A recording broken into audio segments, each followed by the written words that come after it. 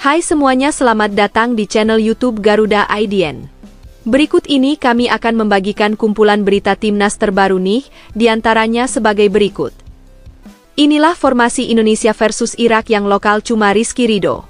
Bek Persija ini satu-satunya bek Liga 1 mampu menggeser pemain naturalisasi Mees Hilgers. Namun sebelum lanjut ke pembahasannya, alangkah baiknya untuk tekan tombol like dan subscribe-nya ya guys. Jika sudah, mari kita lanjut. Inilah formasi Indonesia versus Irak yang lokal cuma Rizky Ridho. Bek Persija ini satu-satunya bek Liga 1 mampu menggeser pemain naturalisasi Mees Hilgers. Timnas Indonesia tengah bersiap menghadapi ujian besar ketika berjumpa Irak dalam pertandingan penting pada 12 Oktober mendatang. Duel ini menjadi pertandingan yang ditunggu-tunggu karena sejarah mencatat Garuda belum pernah menaklukkan lawan dari Timur Tengah tersebut. Statistik itu membuat pertemuan kali ini syarat gengsi sekaligus menjadi kesempatan emas untuk mencatatkan sejarah baru. Irak dikenal sebagai tim dengan fisik kuat, disiplin tinggi, dan pengalaman luas di level Asia. Karena itu, kekuatan penuh akan diturunkan sejak menit pertama. Dari jajaran pemain lokal, nama Rizky Ridho mendapat perhatian khusus. Bek tangguh ini diperkirakan menjadi andalan utama di barisan pertahanan bersama dua rekan naturalisasi. Dengan formasi 3-4-3, kombinasi antara pemain-pemain di lini belakang, keseimbangan di lini tengah, serta tajamnya serangan sayap menjadi senjata utama. Nama-nama yang diproyeksikan tampil sejak awal sudah dipilih secara matang, mulai dari penjaga gawang, bek, gelandang, hingga lini depan. Kehadiran pemain-pemain ini diharapkan bisa memberi perlawanan sengit dan membuka peluang Garuda meraih hasil positif. Meskipun catatan masa lalu tidak menguntungkan, motivasi besar serta dukungan penuh supporter bisa menjadi kunci untuk membalikkan keadaan. Di bawah Mister Emil Audero akan menjadi tumpuan utama.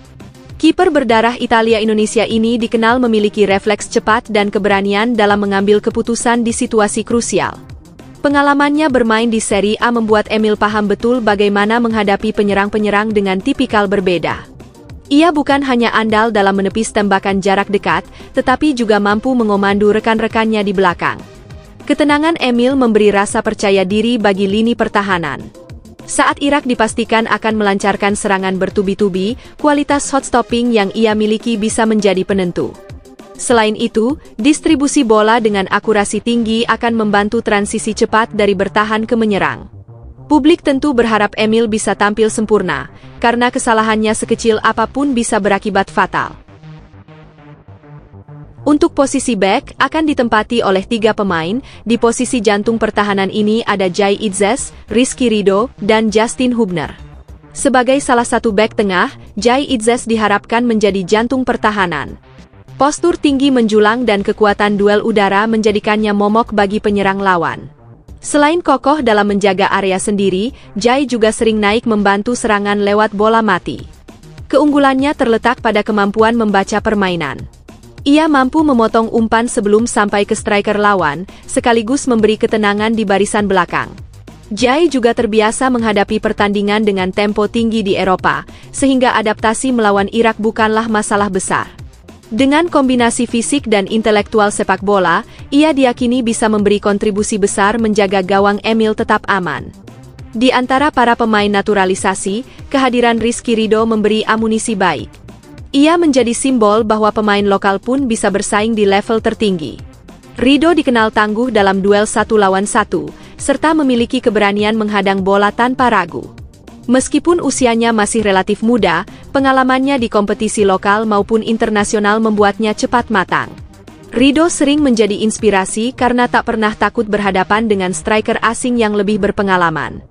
Ketegasannya dalam menghalau bola, ditambah kemampuan memberi umpan pendek akurat, membuatnya semakin penting dalam skema 3 bek. Melawan Irak, Ridho diharapkan bisa menunjukkan bahwa talenta lokal tetap punya kualitas untuk jadi starter. Posisi bek ketiga dipercayakan Hubner.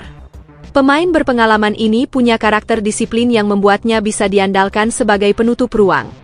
Ia sering menjadi pemain terakhir yang menghalau ancaman sebelum lawan berhadapan langsung dengan kiper. Kelebihan Hubner ada pada kecerdasannya membaca arah pergerakan lawan. Ia tidak gegabah dalam melakukan tackle, melainkan menunggu momen tepat untuk merebut bola. Pengalaman panjang di berbagai kompetisi luar negeri memberinya ketenangan saat menghadapi tekanan. Saat lini pertahanan menghadapi serangan cepat Irak, kehadiran Hubner menjadi sangat vital. Ia adalah sosok yang bisa memberi keseimbangan sekaligus menenangkan rekan-rekannya. Kemudian, untuk lini tengah akan diisi oleh 4 gelandang, yakni Kelvin Verdong, Tom Haye, Joey Pelupesi, dan Kevin Dix. Kelvin Verdong akan menjalankan peran ganda, bertahan dan membantu serangan. Pemain ini dikenal punya stamina luar biasa, mampu berlari naik turun tanpa henti. Crossing akuratnya sering menjadi senjata untuk membangun peluang di lini depan. Selain rajin menyerang, Verdong punya ketangguhan saat menghadapi duel fisik. Ia tidak mudah dilewati lawan, terutama ketika menutup ruang di sektor sayap. Kemampuan ini menjadikannya salah satu pemain paling komplit. Menghadapi Irak, kontribusinya bakal menentukan, sebab mereka sering mengandalkan serangan dari sisi lapangan. Di lini tengah, peran pengatur tempo jatuh pada Tom Haye. Gelandang ini punya visi bermain yang tajam, mampu mendistribusikan bola dengan cerdas ke segala arah. Sentuhannya sering menjadi awal terciptanya peluang. Haye bukan hanya piawai dalam mengalirkan bola, tetapi juga disiplin dalam bertahan. Ia tahu kapan harus turun membantu pertahanan dan kapan harus mendorong tim ke depan. Melawan Irak yang terkenal agresif, kemampuan membaca permainan Haye akan sangat krusial. Publik berharap ia bisa menjaga keseimbangan sekaligus menciptakan momen penting untuk memecah kebuntuan. Kemudian, Joey Pelupesi akan menjadi pelindung utama bagi lini belakang. Staminanya luar biasa, membuatnya mampu berlari sepanjang pertandingan. Ia rajin melakukan intercept, memutus serangan lawan sebelum berkembang menjadi ancaman serius. Selain itu, Joe juga tidak segan melakukan tackle bersih yang mematahkan ritme lawan. Walaupun jarang mencetak gol, kontribusinya sangat vital. Ia adalah tipe pemain yang bekerja dalam diam, tetapi efeknya terasa besar. Dalam laga melawan Irak, Joe diprediksi akan jadi sosok yang membuat lini tengah lawan frustrasi. Kevin Dix punya peran mirip dengan Verdong di kiri. Ia sering membantu serangan lewat overlap, namun juga cepat kembali menutup ruang ketika tim diserang. Kecepatan larinya membuat lawan kesulitan mencari celah. Selain aktif menusuk ke depan, Dix memiliki kemampuan bertahan yang solid. Duel fisiknya kuat, dan ia sering memenangi adu sprint. Di laga penuh tensi melawan Irak, kontribusi pemain ini bisa membuat sayap kanan Indonesia tidak mudah dieksploitasi. Terakhir, di lini depan akan diisi oleh 3 pemain, posisi winger kiri akan diisi oleh Ragnar Oratmangun, kemudian winger kanan diisi oleh Miliano Jonathan. Di sektor kiri serangan, Ragnar Oratmangun akan menjadi tumpuan kreativitas. Dribble tajam dan keberaniannya menghadapi lawan satu menjadikannya ancaman nyata. Ragnar juga punya naluri kuat mencari ruang di area berbahaya. Selain rajin mengirim umpan silang, ia juga tidak ragu melepaskan tembakan jarak jauh. Keberaniannya mengambil keputusan bisa menjadi kejutan bagi lawan. Dalam laga melawan Irak, Ragnar diharapkan bisa membuka ruang untuk striker utama sekaligus memberi variasi serangan agar pertahanan lawan tidak mudah membaca pola permainan. Mengisi posisi sayap kanan, Miliano Jonathan terkenal dengan kecepatannya. Ia kerap menusuk dari sisi lapangan dan memberi umpan silang akurat ke kotak penalti. Keunggulan lainnya adalah kemampuannya melakukan pergerakan tanpa bola yang membuat lawan sulit mengawalnya. Meski masih relatif muda, Miliano sudah menunjukkan kedewasaan bermain. Ia tahu kapan harus mengirim umpan, kapan harus menahan bola, dan kapan harus menembak langsung. Dengan kualitas seperti itu, Miliano bisa menjadi pemecah kebuntuan melawan pertahanan rapat Irak. Sebagai striker utama atau ujung tombak, Ula Romeni diharapkan menjadi mesin gol.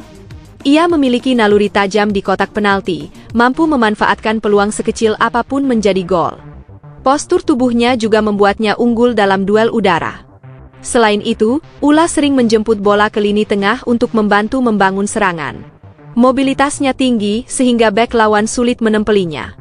Menghadapi Irak yang punya bek tangguh, kemampuan Ula mencari ruang kosong akan sangat menentukan. Jika ia mendapat suplai bola tepat, peluang Indonesia mencetak gol semakin terbuka.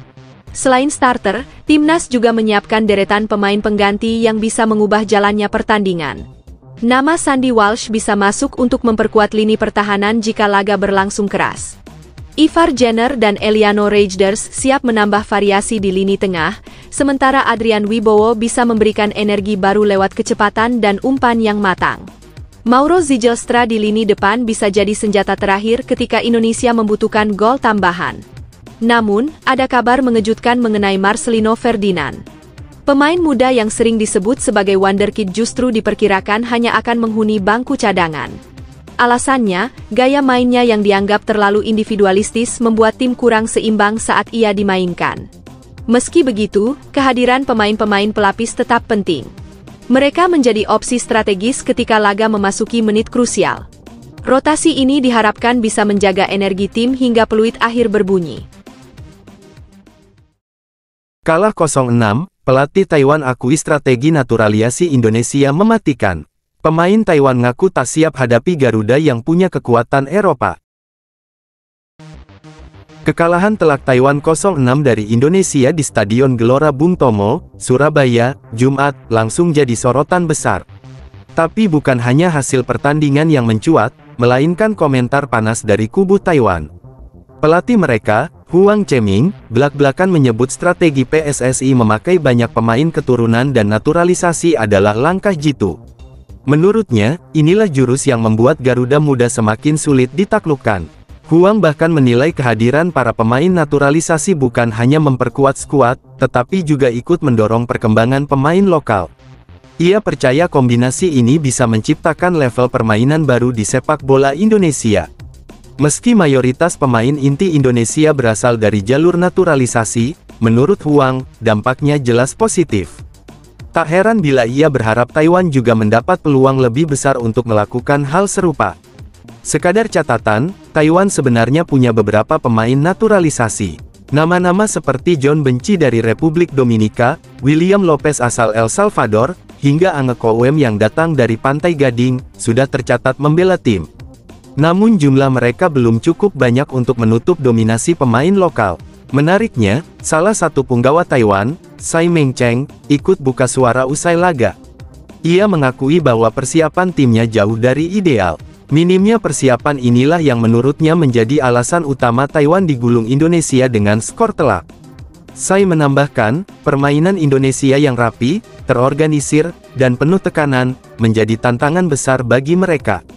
Pernyataan Tsai ini sekaligus menunjukkan betapa jauhnya jarak kualitas antara kedua tim. Indonesia tampil dengan mesin penuh, sementara Taiwan masih terjebak dalam transisi.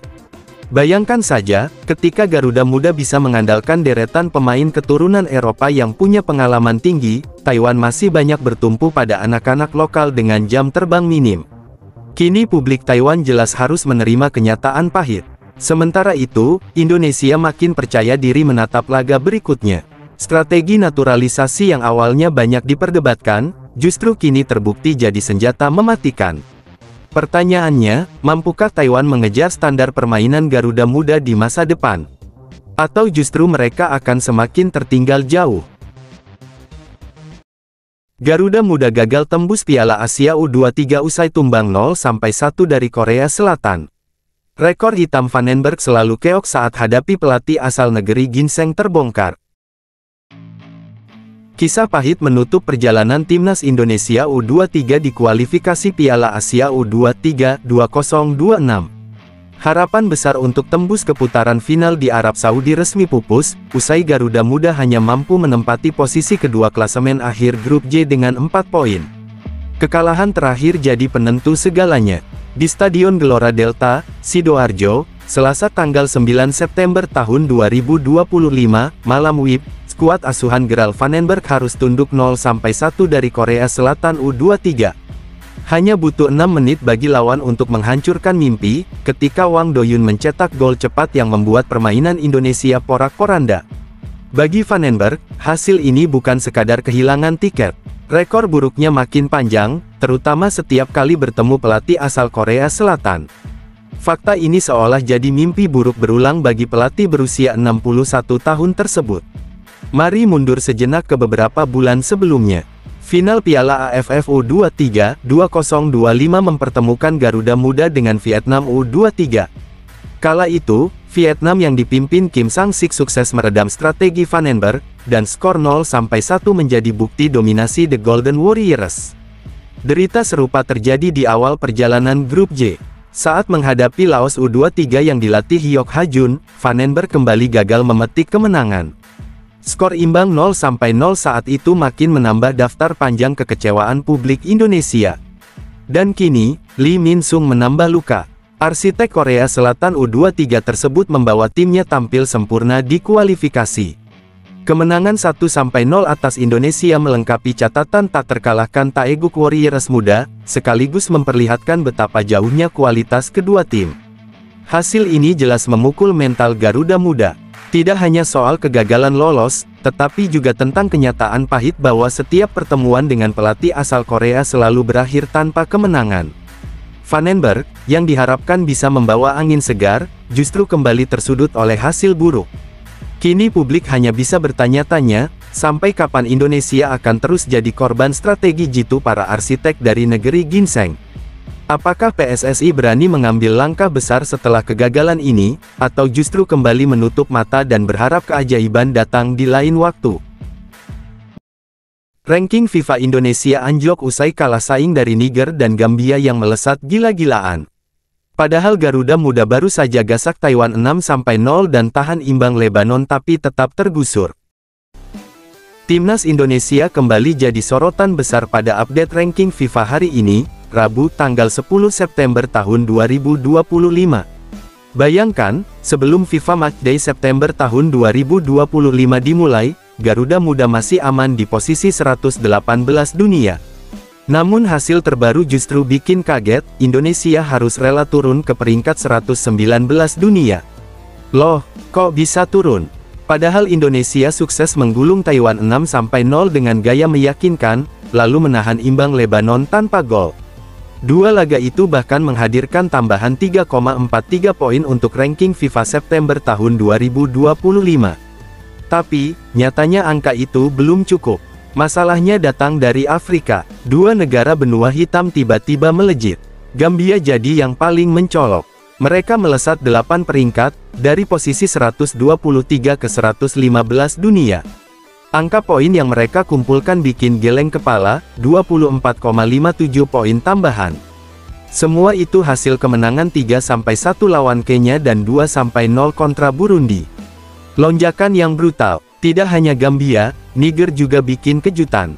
Tim ini naik 4 tangga, dari peringkat 121 menuju 117 dunia. Tambahan 10,45 poin dikantongi setelah mereka menang tipis 1-0 atas Tanzania di ajang kualifikasi Piala Dunia 2026 zona Afrika yang berlangsung dini hari tadi. Inilah yang akhirnya menyalip posisi Indonesia. Sementara itu, Malaysia sempat digadang-gadang bakal ikut terkerek naik drastis. Prediksi awal menyebut Harimau Malaya akan melompat 5 peringkat, dari 125 ke 120 dunia. Semua itu berkat hasil positif melawan Singapura, 2-1, dan Palestina, 1-0, yang memberi mereka 9,75 poin tambahan. Namun faktanya jauh dari ekspektasi. Setelah semua pertandingan FIFA Matchday September tahun 2025 rampung, Malaysia hanya naik 2 posisi. Dari 125, kini mereka tertahan di peringkat 123 dunia. Prediksi tinggi, realisasi rendah. Kondisi ini jelas jadi alarm keras buat Indonesia. Tambahan poin tidak selalu berarti kenaikan posisi, apalagi kalau negara lain melonjak lebih cepat. Gambia dan Niger sudah membuktikan bahwa sekali momentum datang, mereka bisa menyalip siapa saja. Pertanyaannya sekarang, apakah Indonesia bisa bangkit di laga-laga berikutnya agar posisi di ranking FIFA tidak makin merosot? Jangan sampai kemenangan besar hanya jadi pajangan, sementara klasemen terus digeser rival. Simulasi panas jelang perang sengit melawan Arab Saudi dan Irak di kualifikasi Piala Dunia 2026. Timnas Indonesia kembali jadi sorotan, bukan karena kemenangan telak atas Taiwan, tapi karena duel panas kontra Lebanon yang digelar di Stadion Utama Gelora Bung Tomo, Surabaya, Senin malam, tanggal 8 September tahun 2025. Jangan salah, lawan yang satu ini bukan sekadar sparring partner biasa. Lebanon datang dengan reputasi keras, dan PSSI sendiri menegaskan, uji coba ini dirancang sebagai simulasi sebelum menghadapi Arab Saudi dan Irak di kualifikasi Piala Dunia 2026 zona Asia Grup B. Bayangkan, pasukan Garuda Muda harus siap tempur melawan tim-tim besar dari Timur Tengah. Arab Saudi dengan sejarah panjangnya, Irak dengan pengalaman internasional yang sudah terbukti. Itu sebabnya, laga kontra Lebanon jadi panggung pemanasan. Kalau bisa tampil solid di sini, maka asa melawan dua raksasa Asia itu akan lebih nyata. Awalnya, lawan yang dijadwalkan adalah Kuwait. Namun drama terjadi. Pertandingan batal digelar karena pihak Kuwait mendadak mundur. Sebagai pengganti, muncullah Taiwan. Hasilnya luar biasa, Garuda melumat dengan skor 6-0. Sebuah pesta gol yang jadi suntikan kepercayaan diri. Tapi apakah hasil itu cukup? Tentu saja tidak. Lebanon jelas lawan dengan level berbeda. Pengamat sepak bola, Supriyono Prima, bahkan mengingatkan bahwa melawan Arab Saudi dan Irak tidak bisa dianggap enteng. Tantangannya tidak mudah, tegasnya, Ahad malam, tanggal 7 September tahun 2025. Pernyataan ini jadi wake-up call bagi skuad asuhan Patrick Kluivert, bahwa ujian sesungguhnya masih menunggu di depan. Namun, ada satu hal yang membuat publik optimistis. Dua pemain naturalisasi anyar, Mauro Zelstra dan Miliano Jonathans, akhirnya turun di babak kedua saat menghadapi Taiwan. Keduanya bukan sekadar pelengkap, mereka memberi warna baru, membuat permainan lebih cair, dan memperkuat soliditas tim. Kluivert seolah ingin menunjukkan bahwa proses generasi Garuda berjalan serius. Sekarang, semua mata tertuju pada laga melawan Lebanon. Apakah Garuda bisa melanjutkan tren positif setelah pesta gol? Ataukah akan terguncang menghadapi lawan dengan stamina dan disiplin ketat? Yang jelas, pertandingan ini bukan sekadar uji coba. Ini alarm peringatan. Jika mampu tampil terengginas, Indonesia akan datang ke Oktober dengan mental baja. Tapi jika goyah, mimpi Piala Dunia bisa berubah jadi mimpi buruk. Patrick Kluivert bikin timnas Indonesia naik turun drastis, dari dibantai Australia sampai hajar Chinese Taipei 6-0. Tapi laga kontra Lebanon jadi anti klimaks yang bikin banyak orang bertanya-tanya. Patrick Kluivert akhirnya memegang kendali penuh atas timnas Indonesia sejak awal 2025. Nama besar mantan bomber Belanda itu langsung mencuri perhatian, apalagi ia menggantikan Shin Tae-yong, sosok yang dianggap berhasil membangkitkan kembali sepak bola nasional. Namun penunjukan ini tak mulus. Ada yang percaya pada pengalaman Kluivert, tapi ada juga yang menilai rekam jejak kepelatihannya jauh dari kata mentereng. Debut Kluivert bersama Garuda berlangsung pahit. Dalam kualifikasi Piala Dunia 2026, Indonesia dibantai Australia 5-1. Hanya satu gol hiburan yang tercipta, sementara lini belakang porak-poranda diterjang agresivitas lawan. Kekalahan itu jadi wake-up call keras, sekaligus peta jalan untuk merombak pertahanan. Kluivert tahu jelas, transisi bertahan Indonesia rapuh dan butuh pembenahan instan. 4 hari berselang, wajah berbeda diperlihatkan. Bahrain berhasil ditaklukkan 1-0. Serangan cepat, eksekusi dingin, dan disiplin tinggi jadi kunci kemenangan. Hasil itu langsung menumbuhkan kepercayaan diri tim, juga memberi sinyal bahwa racikan Kluivert mulai menemukan bentuknya. Laga berikutnya menghadapi China PR pun berbuah manis. Indonesia menang tipis 1-0, tapi performanya lebih solid. Pressing ketat, koordinasi rapat, dan lini tengah yang terorganisir menunjukkan kematangan taktik. Garuda mulai belajar bermain efektif, bukan hanya tampil bersemangat. Namun mimpi indah itu dibuyarkan Jepang. Bermain di kandang lawan, Indonesia dihajar 6-0 tanpa ampun. Samurai Biru memperlihatkan jurang kualitas, mulai dari kecepatan, kombinasi serangan, sampai penyelesaian akhir. Meski menyakitkan, laga ini membuka mata, inilah level yang harus dikejar bila ingin sejajar dengan raksasa Asia. Saat menghadapi Chinese Taipei, Garuda bangkit ganas. Skor telak 6-0 jadi pelampiasan. Formasi baru 4-2-3-1 berjalan mulus, lini serang kreatif, dan para pemain tampil lebih nyaman.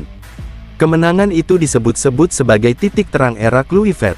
Sayangnya, duel melawan Lebanon berakhir hambar. Skor 0-0 terasa anti klimaks setelah pesta gol sebelumnya. Meski pertahanan jauh lebih solid, lini depan masih tumpul dalam penyelesaian. Pekerjaan rumah terbesar Kluivert jelas, bagaimana menjadikan dominasi jadi kemenangan. Perjalanan Kluivert bersama Garuda baru seumur jagung, tapi sudah penuh drama. Dari euforia kemenangan hingga tamparan telak kekalahan. Pertanyaannya, sang legenda Belanda ini bakal jadi penyelamat, atau justru pengulang kegagalan?